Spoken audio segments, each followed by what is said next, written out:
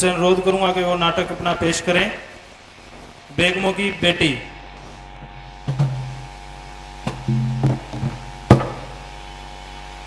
कौन है इस कत्ल का जिम्मेदार?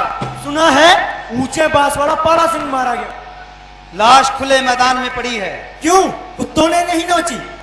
कैसी बातें करते हो? ऐसे लोगों की लाशें कुत्ते ही नोचते हैं। ऊपर वाले का इंसाफ बड़ा ताकतवर है, पर गरीब की आह उससे भी दमदार। क्या ख्याल है किसने मारा होगा? अभी तक तो कोई पता नहीं चला।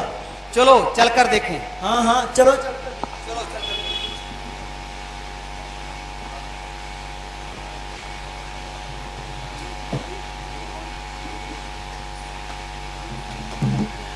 ये कत्ल मैंने किया है और मैं इस गांव में स्कूल की मास्टर नहीं हूं।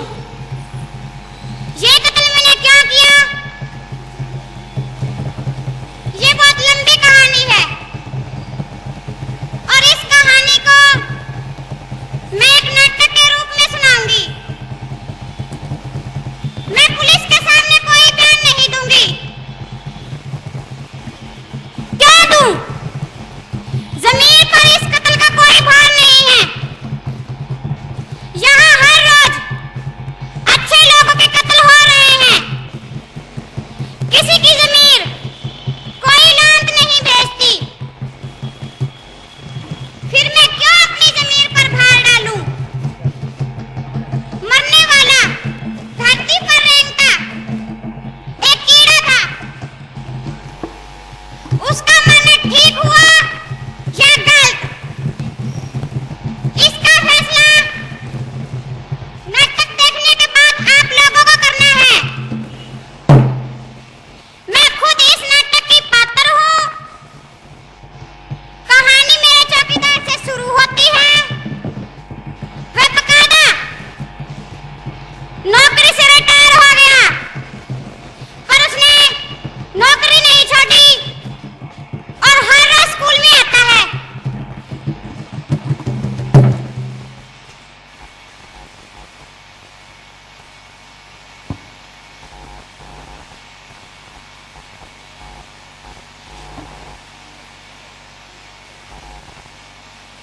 अरे ऊपर वाले, अब उठा भी ले। यहाँ कौन सा पहाड़ तोड़ रहा हूँ? ओ खुदा, अब अपने पास बुला ले और छापा खत्म कर।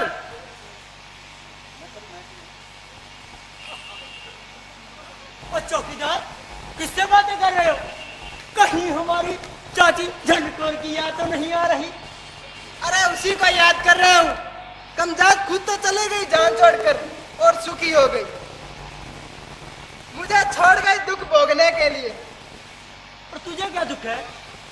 अरे दुख ही दुख है, सुख कौन सा है? तू तो सरदार जानता ही है, जवानी के दिनों में काम करने में कोई कसर छोड़ी? अरे बैलों कितने कटते रहे, लड़कों को पढ़ाया लिखाया, काम धंधे पर लगवाया। ये सब किया कि नहीं?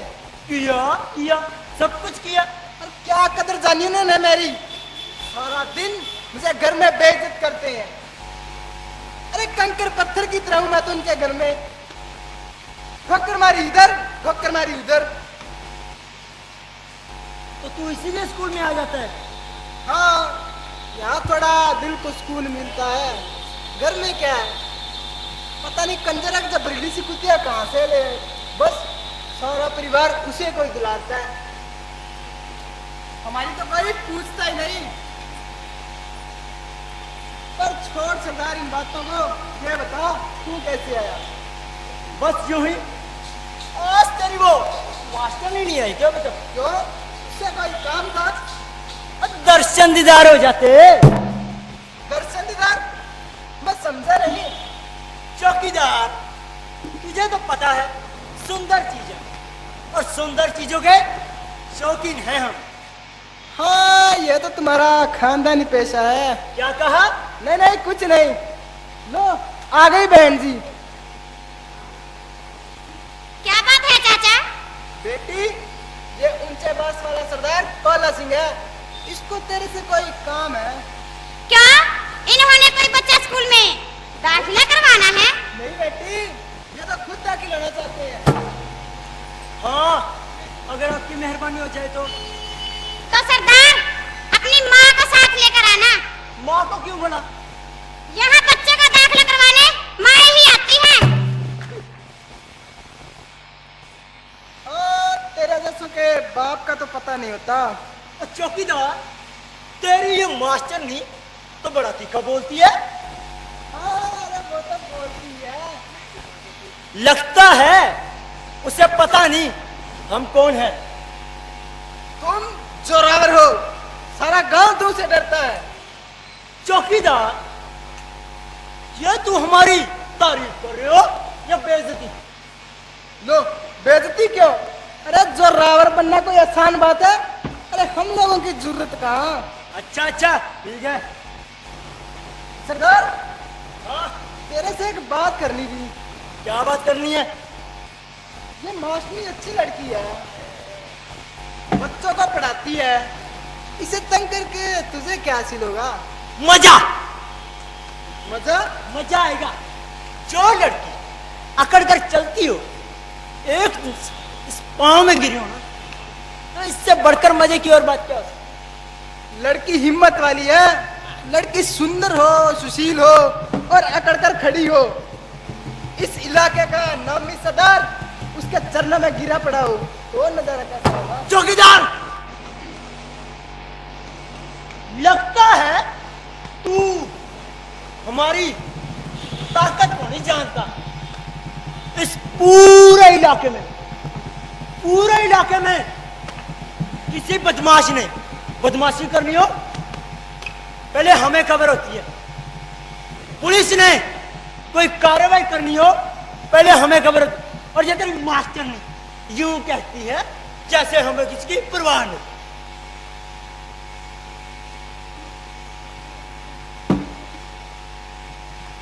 समझा देना इसको, हमसे पंगा ना ले। हमारे हाथ बहुत ऊपर तक है। सन 47 में हमारे बुढ़े का भी यही काम था। समझा देना इसको, हमसे पंगा ना ले, आज बहुत ऊपर तक है। और समझा देना चौकीदार, समझा देना इसको, समझा देना। हाँ सरदार, तेरे हाथ बहुत ऊपर तक है। अरे इधर भी हाथ मार जाते हैं और उधर भी।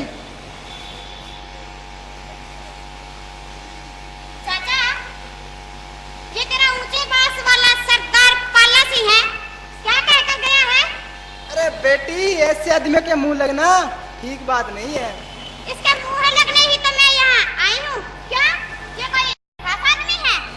हाँ, खास खानदानी आदमी है।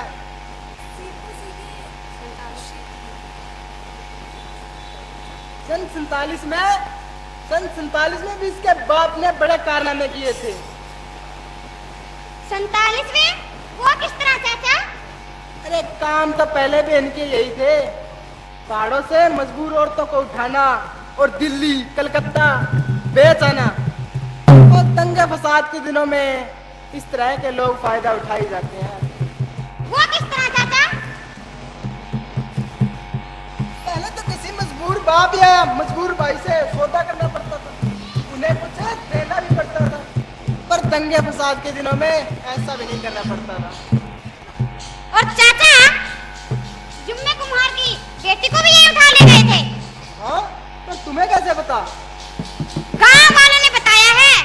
हाँ चाचा, अगर दंगे फसाद के दिनों में बुरे आदमी अपना फायदा उठा सकते हैं, तब भले आदमी भी अपना दांव खेल सकते हैं। तेरे इस पाला सिंह का कोई बंदोबस्त करना पड़ेगा। अरे इसमें कोई क्या कर सकता है?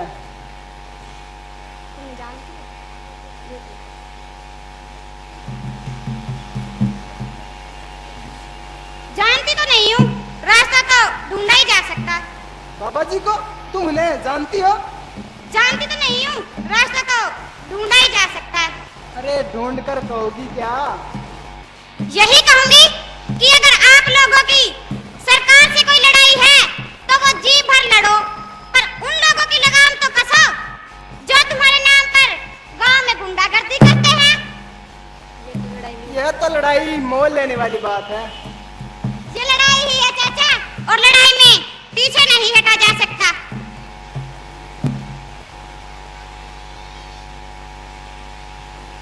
देख भैया लाला सिंह, तू हमेशा अपने घर की जंग के बारे में सोचता है, पर यहाँ वे लोग भी हैं जो बड़े बड़े युद्धों की तैयारियों में बैठे हैं। लानत लाला सिंह, अरे लानत है तुझ पर, लाख लानत है इन सभी पर जो हमेशा अपने बारे में सोचते हैं। अरे लानत है लाला सिंह, लानत है, अरे लानत है, लाख लानत है, लानत है। पर बेटी, तू ये क्यों नहीं समझती कि यह खेल खतरे से खाली नहीं है?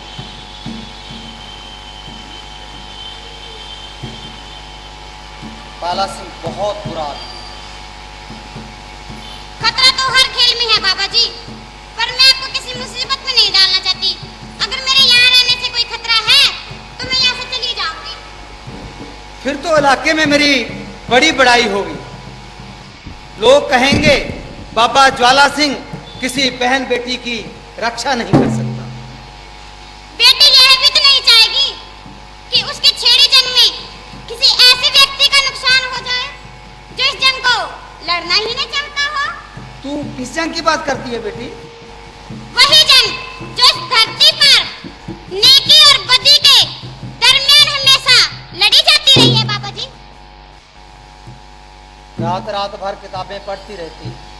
तेरे पास कहने को बहुत कुछ होगा और मैं सुनना चाहता हूँ।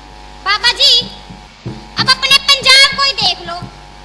लोग कहते हैं कि इसमें लड़ी जा रही जंग किसी धार्मिक संप्रदाय के विरुद्ध लड़ी जा रही है, पर यह गलत है। इसमें गलत क्या है? गलत है बाबा जी, इसमें घुसपैठिए दोनों तरफ से घात लगाए बैठे हैं। कभी वे लूट खसोट करते हैं, कभी बहन बेटियों की इज्जत पर डाका डालते हैं। देश के हर बेटे, हर बेटी का फर्ज बनता है कि वे इन गलत ताकतों के विरुद्ध जंग लड़ें। और नंगल स्कूल की मास्टरनी का ख्याल है कि वह अकेले दम ही जंग लड़ लेगी। नहीं बाबा जी, अकेले दम नहीं लड़ा जा सकता। मेरे पास तो एक इरादा है, एक विचार है। मैं तो कहती हूँ कि साधारण आदमी के लिए देश की खड़ता खड़ता कोई मसला नहीं।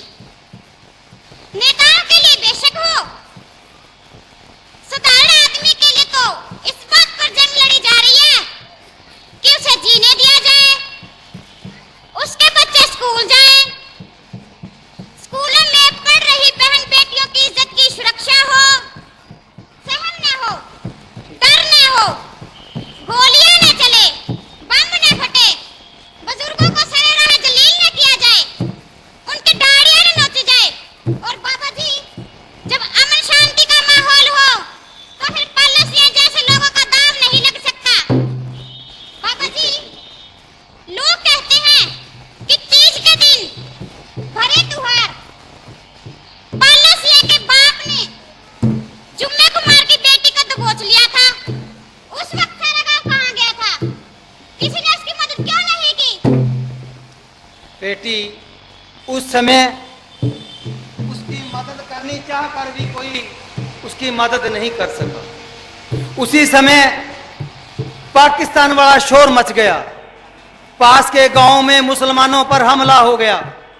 देखते ही देखते घरों में आग लग गई। और जुम्मे कुमार का क्या बना बाबा जी? क्या वो भी पाकिस्तान चला गया? नहीं बेटी, यहीं रह गया था। बेटी के गम में रोते रोते उसकी आंखों की रोशनी चली गई। जब तक जिया रोटी हमारे घर से ही आती रही। कभी खा लेता, कभी नहीं खाता।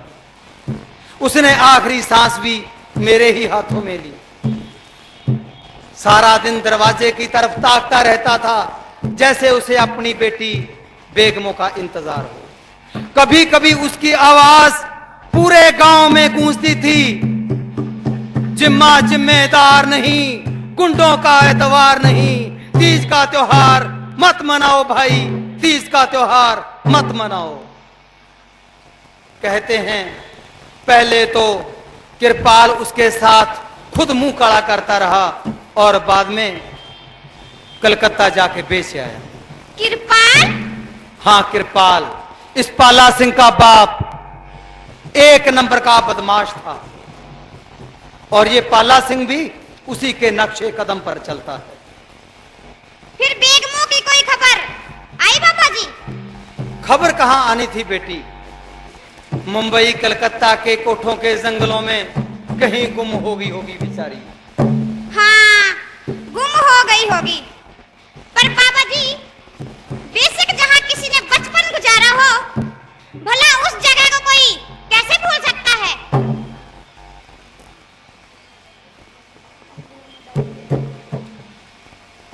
उन दिनों में मैं डायरी लिखा करता था। उन दिनों की सारी कहानी मैंने उस डायरी में दर्ज की है। कभी वक्त मिला तो तुझे वो डायरी पढ़वाऊंगा।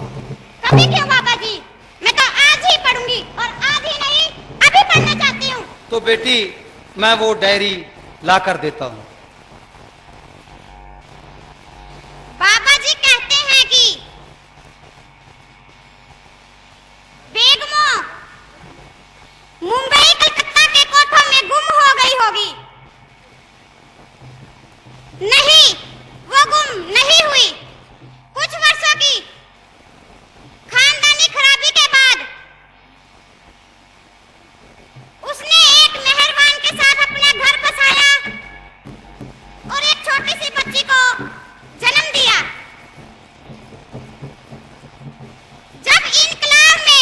जब बंगाल में इनकलाब की लहर उठी, तब वो बच्ची छोटी थी।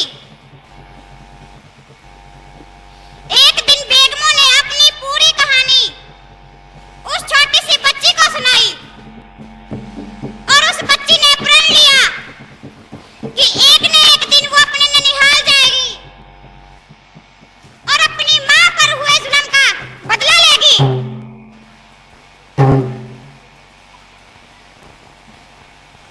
ले बेटी, इस डायरी में उन दिनों की सारी कहानी, इसे संभाल कर रखना।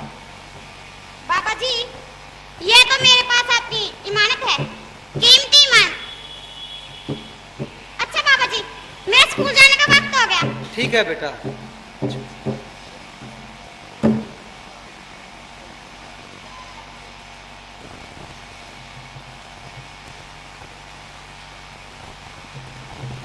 वाहेगुरु जी की फतेह बाबा जी। वाहेगुरु जी की फतेह आला सिंह। हेलो। बाबा जी, आपके गुलाब की तख्ती तो फूट गई रूस में। अब आपका क्या प्रोग्राम है? क्या मतलब? मतलब ये कि लोगों से क्या कहोगे, कैसा राज होगा? यही कहेंगे, ऐसा राज हो जहां हर एक को बराबर हो, कोई ऊंच नीच ना हो। और क्या करें? एक बात पूछूं आला से? पूछो बाबा जी, एक क्यों 100 पूछो। रूस में इनकलाब को धक्का लगा तो मेरी समझ में एक बात तो आती है कि सरदार बहादुर करनैल सिंह खुश होगा, राय बहादुर बद्रीदास खुश होगा, लेकिन मेरी समझ में यह बात नहीं आती कि 2 जून की रोटी को आवाजार आप जैसे लोग जिनके लिए हमने उम्र भर संघर्ष किया, वो खुश क्यों हो रहे हैं? बाबा जी, अब कैसी बातें कर रहे हो? हम तो खुश नहीं हैं। तो आला सिंह, मेरे से ये सवाल पूछने से पहले तुमने ये सवाल अपने आप से पूछना था। जो सिद्धांत तुम्हें विश्वास देता है आदमी होने का, आदमी की तरह जीने का, अगर किसी एक मोर्चे पर उसको धक्का लगा तो खुश क्यों हुआ जाए? बाबा जी, आपसे एक बात पूछनी थी। पूछ।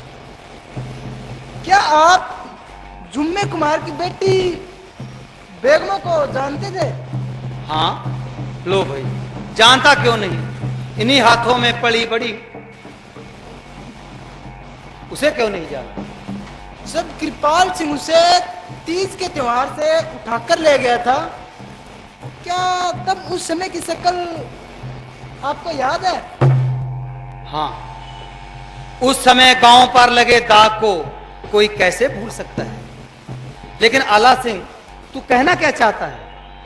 क्या मास्टरी की शक्ल बेगमों जैसी नहीं है? हाँ, बिल्कुल वैसी। बाबा जी, हो न हो, ये मास्टनी उसी बेगमों की बेटी है। ये इतने गांव छोड़कर इस गांव में नौकरी करने आई है। इसके पीछे जरूर कोई न कोई तो राज है। बाकी बाबा जी, रूस वाली बात तो मैंने यूं ही कह दी थी। अरे लोग भी कैसे पागल हैं, बिना सिर पैर की उड़ाते हैं कि कामरेडों ने 70 साल तक हल्ला मचाए रखा, इंकलाब आएगा, इंकलाब आएगा। अब इंकलाब की भी ऐसी की तैसी हो गई। पर बाबा जी, मैं समझता हूँ जब तक कमजोर आदमी पर अत्याचार जुल्म होता रहेगा, इंकलाब की ऐसी की तैसी कोई नहीं कर सकता, कोई नहीं कर सकता। इंकलाब की ऐसी की तैसी कोई नहीं कर सकता, कोई नहीं। ठीक कहता है तू आला सिंह। जब तक धरती पर नाइंसाफी रहेगी, धरती पर नाबराबरी रहेगी, तब तक किसी ना किसी रूप में इनकलाब की बात चलती रहेगी। इनकलाब की ऐसी तैसी करने वाला कोई पैदा नहीं हुआ, कोई पैदा नहीं हुआ, कोई पैदा नहीं।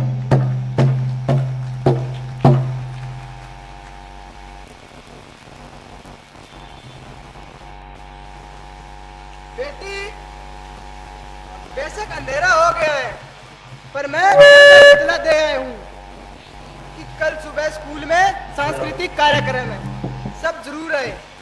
तो फिर आएंगे ना? हाँ, दिन के वक्त तो क्यों नहीं आएंगे। वैसे लोगों में भय है कि भीड़ में कहीं कोई बम न फट जाए। बेटी, जो कुछ हो रहा है, लोग मर रहे हैं, इनका जिम्मेदार कौन है? दुनिया कहती है कि यह लहर सरकार के विरुद्ध शुरू हुई है। बेरोजगारों को रोजगार न मिले, बसों पे धक्का और अस्पतालों थानों में किसी साधारण आदमी की पूछ न हो। अरे इस तरह की व्यवस्था के खिलाफ तो आवाज उठानी ही चाहिए।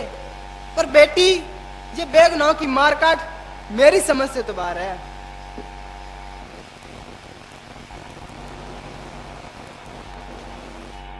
अब तू ही बता बेटी, इसमें कोई क्या कर सकता है? कौन से चाचा? वही जो लूट खसूट करते हैं, रातों को घरों में घुसते हैं और इज्जत आबरू भी लूटते हैं। ये कोई गुरु गोविंद सिंह जी वाले कारनामे हैं? चाचा, पर पंथ के अगुआ तो बयान देते हैं कि ये हमारे आदमी नहीं है, ये हमारी लहर को बदनाम करने के लिए इस तरह के कारनामे करते हैं।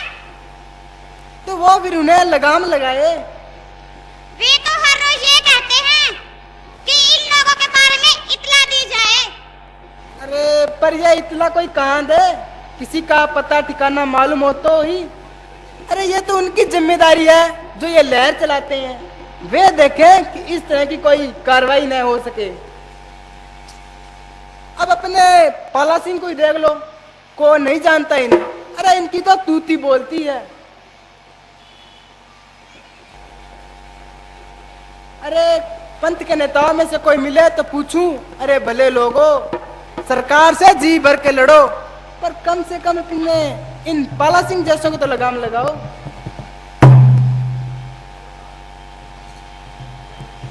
अच्छा बेटी, मैं जाता हूँ। आज गांव में बाबा जी नहीं है, तुम कहो तो मैं यहीं रुक जाता हूँ। घर में कौन सी चूड़े वाली इंतजार कर रही है? नहीं पापा जी, किसी बात की फिक्र नहीं, तुम जाओ। अच्छा ठीक है, कुंडी लगा लेना।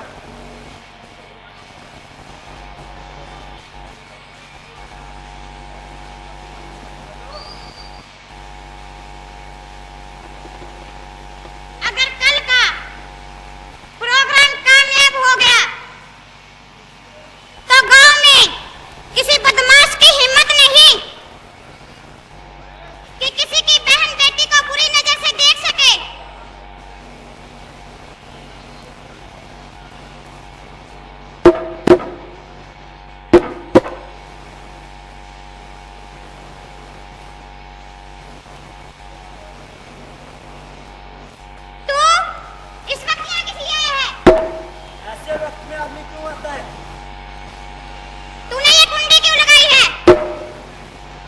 वक्त में आदमी कुंडी क्यों लगाता है? जिंदगी की खैर चाहता है तो निकल जाए यहाँ से। निकलने के लिए थोड़ी आया हूँ। मैं शोर मचा दूंगी। मचा शोर न मचा शोर, कौन सुनेगा तेरा शोर? तेरा बाबा यहाँ है नहीं। और मेरी बात मान, सुलह कर ले। और तेरा वो चौकीदार चाचा क्या कह रहा था? और जंग की बात कर रहा था। हाँ, वही जंग जो इस धरती पर नेकी और बदी के दरमियान हमेशा लड़ी जाती रही है। ये बातें पुरानी हो चुकी हैं और यह सब तो सरकार की लड़ी जा रही है कि जंग है। और इन सब का जरूरी हम यह है, मुझ जैसों का दाव लग जाता है। ये पता है ना, जब दो बेवकूफ झगड़ते हैं तो समझदार फायदा उठाते हैं। इससे अगर कुछ कहना है क्या?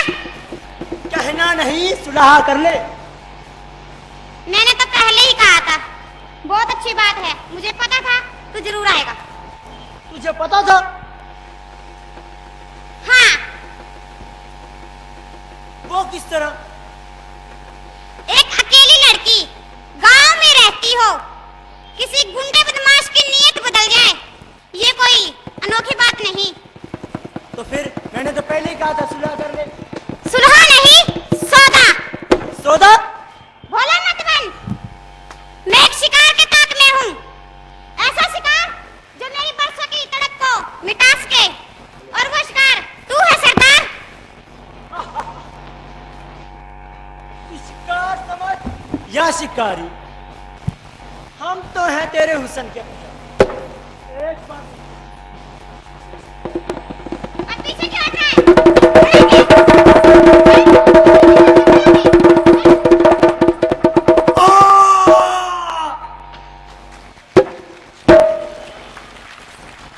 जिसने भी मारा है बहुत बेरहमी से मारा है। किसी ने बुरी तरह हलाल किया है।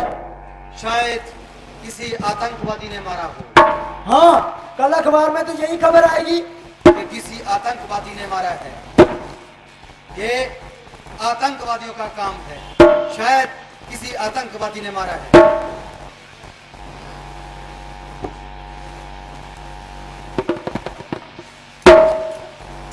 हाँ, खबर तो यही आएगी जब आप लोग ये पढ़ें कि किसी बहन बेटी की कोई लाश मिल नहीं रही है, और ये भी पढ़ें कि कोई लाश खुले मैदान में पड़ी है। तो समझ लिया करें, देश की किसी स्वाभिमानी बेटी ने अपनी माँ, अपनी बहन, अपनी बेटी की लूटी इज्जत का बदला ले लिया। जरूरी नहीं कि दंगे फसाद के दिनों में बुरे आदमी ही अपना फायदा उठा सकते हैं, भले आदमी भी अपना दांव खेल सकते हैं। अब आप लोग ही फैसला करें, मैंने ठीक किया या गलत, ठीक किया या गलत। ये था नाटक बेगमों की बेटी। ये नाटक शुरू करने से पहले ही मैंने सभी दर्शकों को निवेदन किया था कि ये बच्चे प्रोफेशनल कलाकार नहीं हैं। इन्होंने 6-7 दिन, वो भी छुट्टी वाले, अलग अलग दिन, रेगुलर नहीं टाइम मिल पाया इनको, इन्होंने कोशिश की है। तो मैं चाहता हूं कि इन बच्चों का परिचय एक बार आपसे हो जाए। मैं जिसने निर्देशित किया इस नाटक को, पुरुषोत्तम लाल शास्त्री, संस्कृत अध्यापक वन सुधार, और इस टीम में पहले से जुड़े साथी जस्सी सिंह, मेरा नाम जस्सी सागू है और इस नाटक से मुझे लगभग 6 साल हो चुके हैं। पिछले नाटक में जो आपने देखा था सदगति, उसमें मेरा रोल पंडित का था और इसमें आपने देख लिया, इसमें मेरा रोल पाला सिंह का है। सदगति में झुरिया का रोल अदा करने वाली बच्ची। मेरा नाम प्रीति है और मैं +2 कॉमर्स से कर रही हूँ और मैं सिरसा की रहने वाली हूँ और मुझे इस टीम से जुड़े हुए 4 साल हो चुके हैं।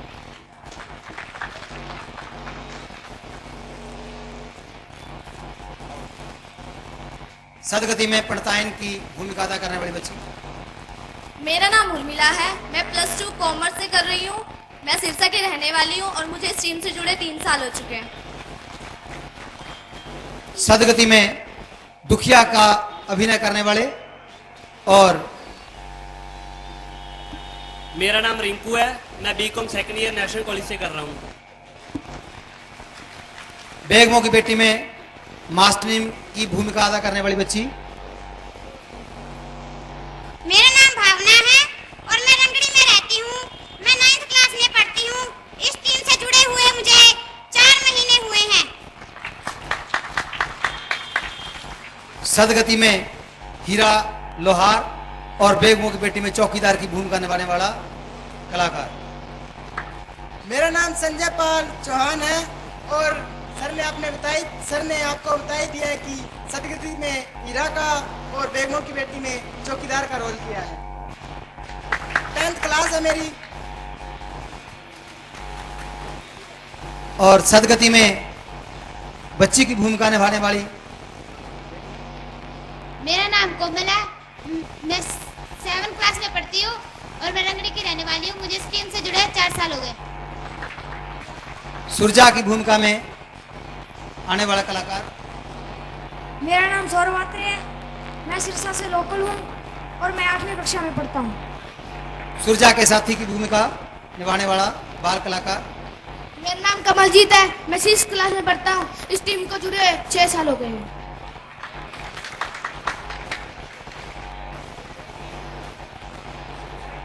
बैक सिंगर व गायकी में सहयोग देने वाली बच्ची। मेरा नाम महक भारती है, मैं +2 नॉन मेडिकल से कर रही हूँ और इस टीम से जुड़े हुए मुझे 2 महीने हुए हैं। तो ये स्कूली बच्चे जिन्होंने भी जैसा भी हो पाया कोशिश की, मेहनत की, दूर दूर से आकर भी।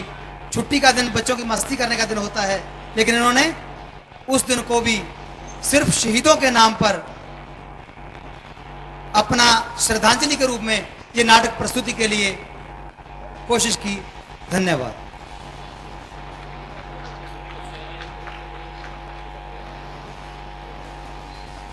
मैं एक खास गल जरूर कहना चाहांगा आ 2 बच्चियां बारे। इन्हां दा बच्चे दा प्यो ਬੱਠਾ मजदूरी करता है। देख लो तुसी किन्नी मुश्किल नाल इन्हां दी पट्ठे दे उत्ते काम करदे ने। ये 2 बच्चियां, इन्हां वास्ते जोरदार ताड़ियां मारो, जोरदार, क्योंकि इन्हां दी मेहनत बहुत औखी है। इट्टां बनाणियां सौखियां नहीं। कोई गल इन्हां दे पिता भी बहुत वधिया यूनियन च लगे हुए ने, ਬੱਠਾ मजदूर यूनियन के प्रधान ने। मैं उन्हां दा भी धन्यवाद करदा है कि आपदे बच्चे इन्हां कामां वास्ते लाए ने।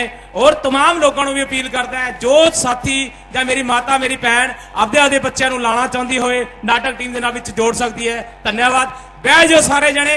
इदू बाद बहुत वधिया प्रोग्राम आना। बहना पेगा सिर्फ अद्धा घंटा, सिर्फ अद्धा घंटा बहना पेगा। सारे तमाम साथियों को, मेरी माता मेरी भैनों को अपील एक नूं छड्ड के, क्योंकि इत्थे मेरी मिसिज भी बैठी है।